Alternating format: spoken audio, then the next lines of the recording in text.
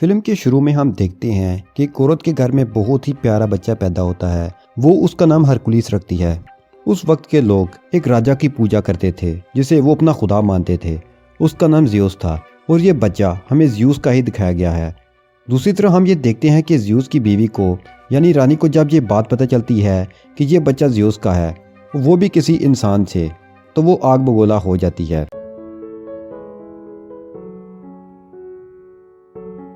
उसे बहुत गुस्सा आता है, लेकिन जब उसे ये बात पता चलती है तो तब तक हरकुलिस काफ़ी बड़ा हो चुका होता है। लेकिन वो उसे मारना चाहती थी, इसलिए वो 2 सांपों को उसे मारने के लिए भेज देती है। लेकिन हरकुलिस भी कोई आम इंसान नहीं है, वो ज़्यूस खुदा का बेटा है, तो वो भी उसी की तरह ताकतवर था, उसके पास भी पावर थी, तो वो दोनों सांपों को मार देता है। अब हम देखते हैं कि हरकुलिस काफ़ी बड़ा हो चुका है। वहाँ के राजा उसे कुछ टास्क देते हैं। हरकुलिस इन टास्क से डरने वाला तो ना था, तो वो एक एक करके इन मिशंस का मुकाबला करने लगता है। सबसे पहले तो एक अजीब से क्रिएचर से लड़ता है और उसे मार देता है। उसके बाद किसी जानवर से लड़ता है, उसे भी हरा देता है। लेकिन एक दिन उसके सामने एक बहुत ही ताकतवर शेर आ जाता है। उस पर किसी भी तीर का असर नहीं हो रहा था, लेकिन हरकुलिस हार नहीं मानता और उससे फाइट करता है और आखिरकार उसे भी मार डालता है। और फिर हमें एक जगह दिखाई जाती है जहाँ पर कुछ लोगों ने एक लड़के को बुरी तरह से बांध रखा है। वो हरकुलिस का भांजा था। अब हरकुलिस वहाँ आ जाता है, उनसे फाइट करता है और उन सबको मार कर अपने भांजे को बचा लेता है। फिर हम देखते हैं कि हरकुलिस अपनी जगह पर बैठा होता है, तो दूसरे मुल्क के राजा की बेटी आती है और कहती है कि हमें तुम्हारी ज़रूरत है। वो कहती है कि हमारे कुछ खास लोगों ने हमारे साथ धोखा किया है, हर तरफ लड़ाइयाँ हो रही हैं जिसकी वजह से लोग मारे जा रहे हैं। वहाँ हरकुलिस के साथ एक आदमी बैठा होता है, तो वो कहता है कि हमारे पास वक्त नहीं है, मगर यहाँ अगर तुम ज्यादा पैसे ऑफर करो तो हम जरूर आ सकते हैं। तो वो शहजादियों से कहती है कि जंग में लड़ना तो फख्र की बात होती है। तो हरकुलिस उसे कहता है कि हमें हथियार बनाने के लिए पैसे भी तो चाहिए। तो वो शहजादी कहती है कि मेरे बाबा यानी राजा बहुत अमीर हैं, वो तुम्हें बहुत सारा सोना दे सकते हैं। तो हरकुलिस मान जाता है, उसके साथ उसके मुल्क आ जाता है। वहाँ पर एक बहुत बड़ा बुत लगा होता है जो कि ज़्यूस की बीवी का था। शहजादी हरकुलिस को बताती है कि ये 5 साल में बना। यहाँ पर कोई भी यकीन नहीं कर रहा था कि ये वाकई ज़्यूस का बेटा है, लेकिन उस शहजादी के बेटे के लिए हरकुलिस जैसे कोई हीरो जैसा था। राजा उसे बताता है कि मेरे खास बंदे मुझसे बागी हो गए हैं, उन्होंने मुझे धोखा दिया है। उसके बाद से पूरे मुल्क में लड़ाइयाँ चल रही हैं, इसलिए हमें तुम्हारी मदद की ज़रूरत है ताकि हम सब कुछ दोबारा ठीक कर सकें। वो उसे ये भी बताता है कि वो एक नेचुरल इंसान नहीं है, बल्कि वो एक जादूगर है, उसे गॉड के अलावा कोई भी नहीं मार सकता। वो उसे ये भी बताता है कि उसके सोल्जर्स की टीम में एक ऐसी क्रिएचर है जो आधा घोड़ा और आधा इंसान है। अब हरकुलिस की टीम में जो लड़की आई थी वो ये पूछती है कि ये क्रिएचर कहाँ पर होते हैं, कि हमने ना तो उन्हें देखा और ना ये जानते हैं कि वो कहाँ रहते हैं, हमने तो उनके बारे में सुना है। अब हम देखते हैं कि हरकुलिस और उसके कुछ साथी यहाँ के किसानों को फाइट करना सिखा रहे होते हैं, क्योंकि इनके पास अब कोई भी आर्मी नहीं थी। हरकुलिस उसे कहता है कि तुम सब एक दीवार की शक्ल में खड़े हो जाओ।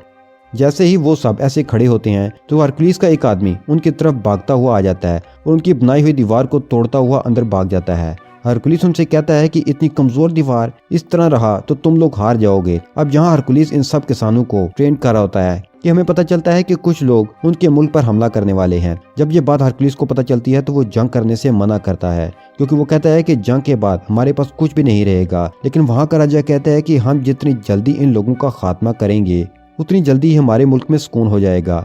अब रात में हम देखते हैं कि शहजादी का वही बेटा जो हरकुलिस को अपना हीरो मानता है, उसने मिलने के लिए आना था। वो उसे कहता है कि आप मुझे बहुत अच्छे लगते हैं, मैं बड़ा होकर आपकी तरह ही बनूंगा। अब देखते हैं कि हरकुलिस किसी जानवर के दांत का लाकट अपने गले से उतार कर उस बच्चे के गले में पहना देता है। वो उसे बताता है कि मैंने ये लाकट अपने बच्चे को देना था, लेकिन अब मैं ये तुम्हें दे रहा हूँ। अब वो सब वहाँ से जा रहे थे जहाँ उन्हें दुश्मन राजा का मुकाबला करना था। रास्ते में ये लोग देखते हैं कि एक जगह पर गड़े में सड़ लटके हैं। राजा बताता है कि दुश्मन राजा यहाँ पर हम सबसे पहले पहुँच चुका था और हमें डराने के लिए उसने यहाँ के लोगों को मार दिया। हरकुलिस कहता है कि हम यहाँ से पैदल ही जाएंगे और सब चलने लगते हैं। लेकिन हरकुलिस महसूस करता है कि ये लाशें आज की नहीं हैं बल्कि पुरानी हैं, ये एक साजिश थी उनका ध्यान इधर उधर करने के लिए। और तभी हम देखते हैं कि उनके चारों तरफ कबीलों के लोग आ जाते हैं। हरकुलिस काफी हैरान होता है कि हम तो इनकी मदद कर रहे हैं और ये उल्टा हमें ही घेरे हुए हैं। फिर हमें पता चलता है कि दुश्मन राजा एक जादूगर था और वही इन लोगों के दिमाग को भी कंट्रोल करता था।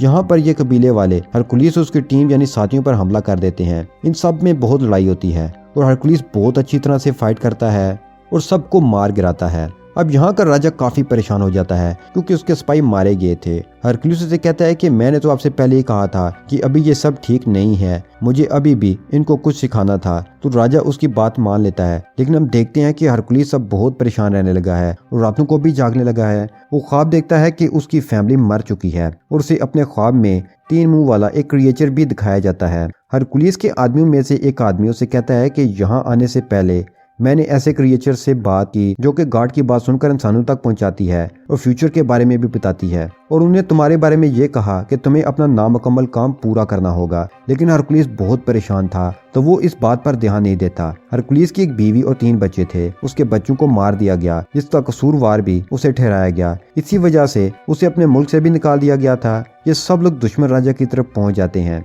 देखने पर तो ये लग रहा था कि जिन किसानों को हरकुलिस ने थोड़ी बहुत लड़ाई सिखाई थी वो ठीक से लड़ नहीं सकेंगे, लेकिन किस्मत से वो ये जंग जीत जाते हैं और हम देखते हैं कि वो दुश्मन राजा हरकुलिस की तरफ बढ़ता है ताकि उसे मार सके। तो हरकुलिस फौरन से उसका घोड़ा गिराकर उसे कैद कर लेता है। कैद करने के बाद उस राजा के पास ले जाता है।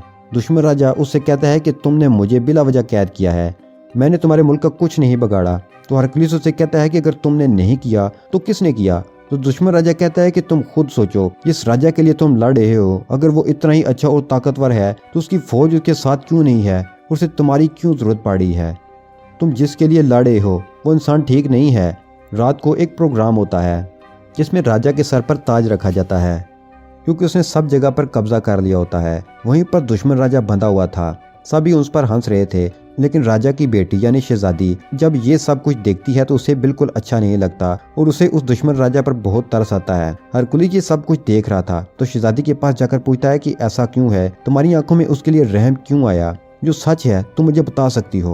वो बताती है कि जिस मुल्क का ये राजा है वहाँ का राजा मेरा शोहर था, लेकिन मेरे बाप ने उसे जहर दे दिया, वो खुद राजा बन गए और ये राजा जैसे तुम लोग कैद करके लाए हो, ये मेरे शोहर का खास आदमी था, वो मेरे बाप के खिलाफ हो गया और इसलिए जंग शुरू हुई। वो बताती है कि इस सब में इस दुश्मन राजा का कोई कसूर नहीं, बल्कि वो हमारा दुश्मन तो है भी नहीं, इस सब के पीछे मेरे बाप का हाथ है।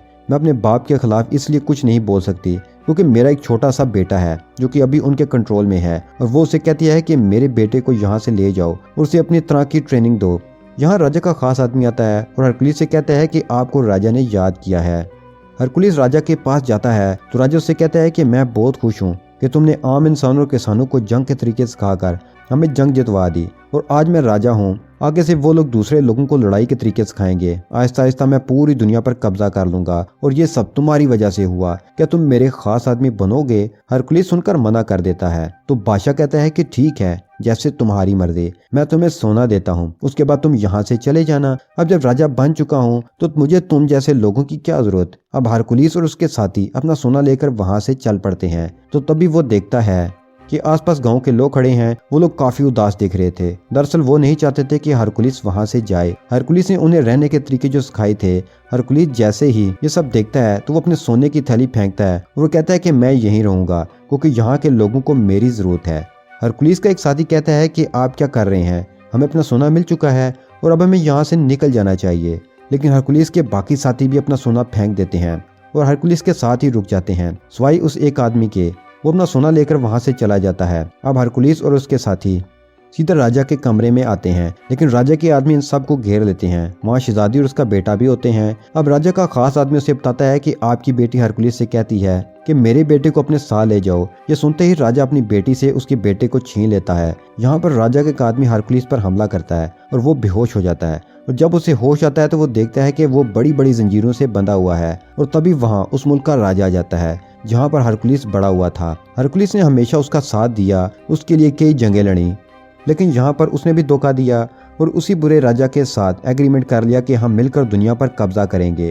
वो अपने साथ 3 भेड़िए भी लाया था और वो बिल्कुल वैसे ही थे जैसे हरकुलिस के ख्वाब में आया करते थे। वो सोचता है कि जब मेरी बीवी और बच्चों की मौत हुई तभी मुझे ऐसी ही आवाजें आई थीं, मतलब उसके पीछे भी इन्हीं का हाथ था। हरकुलिस उसे पूछता है कि ये सब करने के पीछे आखिर वजह क्या थी। इस मुल्क का राजा जहाँ पर हरकुलिस बड़ा हुआ था वो हरकुलिस से कहता है कि राजा तो हम थे, लेकिन तुम्हारे कारनामों और बहादुरी की वजह से सब लोग तुम्हारा नाम क्यों लेते थे? हमारे पास उसके अलावा और कोई ऑप्शन नहीं था और हम तुम्हें भी नहीं मार सकते थे और हमने इल्ज़ाम भी तुम पर इसलिए लगाया कि लोग तुमसे नफरत करने लग जाएं और सिर्फ हमारे ही नाम लें। ये सुनकर हरकुलिस को बहुत गुस्सा आता है, लेकिन जंजीरों से बंधा होने की वजह से वो हिल भी नहीं पाता। अब जहाँ हम देखते हैं कि वो राजा यहाँ पर एक एक करके सबको मारने का प्लान कर रहा था और इसके लिए वो सबसे पहले अपनी ही बेटी को मारने लगता है। ये देखकर हरकुलिस घबरा जाता है तो उसका साथी उसे कहता है कि तुम कर सकते हो, अगर तुम हिम्मत हार गए तो हमारा क्या होगा। ये मोटिवेशन वाली बातें सुनकर उसमें काफ़ी हिम्मत आ जाती है और वो इन जंजीरों को तोड़ देता है और ख़ुद को आज़ाद करा लेता है। वो फ़ौरन भाग कर उस शहज़ादी के पास जाता है और उसे बचा लेता है और वो 3 भेड़िए हरकुलिस के पास आते हैं और उस पर हमला कर देते हैं। लेकिन हैरानी की बात यह है कि वो इन तीनों को मार देता है। वो अपने साथियों को और उस बेचारे राजा को, जिसे ये लोग दुश्मन समझ रहे थे, आज़ाद करा देता है।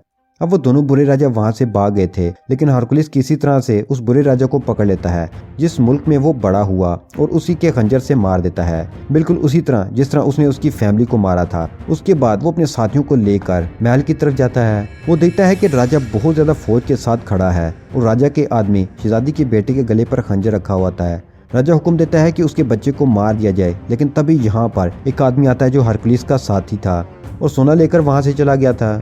वो फौरन से तीर से उस आदमी को मार देता है जो बच्चे को मारने वाला था। वो सब उस छोटे बच्चे को बचा लेते हैं, लेकिन अब उस दुश्मन राजा की पूरी फौज इन पर हमला कर देती है। हरकुलिस भी इनका मुकाबला करता है, मगर इसी दौरान हरकुलिस के एक साथी की डेथ हो जाती है क्योंकि वो बहुत ही जख्मी हो चुका था। राजा की बाकी फौज भी उनकी तरफ बढ़ने लगती है, लेकिन हम देखते हैं कि हरकुलिस के आदमियों ने वैसी ही शील्ड बनाई हुई थी जिसे तोड़ना नामुमकिन था। हरकुलिस देखता है कि यहाँ पर ज़्यूस की वाइफ का बहुत बड़ा स्टैचू है। जैसे उस राजा की फौज ऊपर आती है, हरकुलिस उस स्टैचू को नीचे गिरा देता है, जिससे सब सिपाही वापस जाने शुरू कर देते हैं। जब राजा ये देखता है तो वो अपने साथियों पर गुस्सा होता है और कहता है कि जाओ हरकुलिस को मार दो, लेकिन तभी स्टैचू राजा पर आकर गिरता है और राजा मारा जाता है और तमाम फौज और बाकी अवाम हरकुलिस की बहादुरी देखकर उसके आगे घुटने टेक देते हैं। लोग अब भी नहीं जानते थे कि वो वाकई ज़्यूस का बेटा है भी या नहीं, लेकिन ये ज़रूरी नहीं था क्योंकि वो इतना ज़्यादा बहादुर और ताकतवर था कि इस चीज़ ने उसे आम लोगों से ऊपर कर दिया था। वो लोगों का ख्याल भी रखा करता था, इसलिए सब लोग हरकुलिस की तारीफ करने लगे थे। और यहीं पर इस कहानी का इख्तिताम हो जाता है।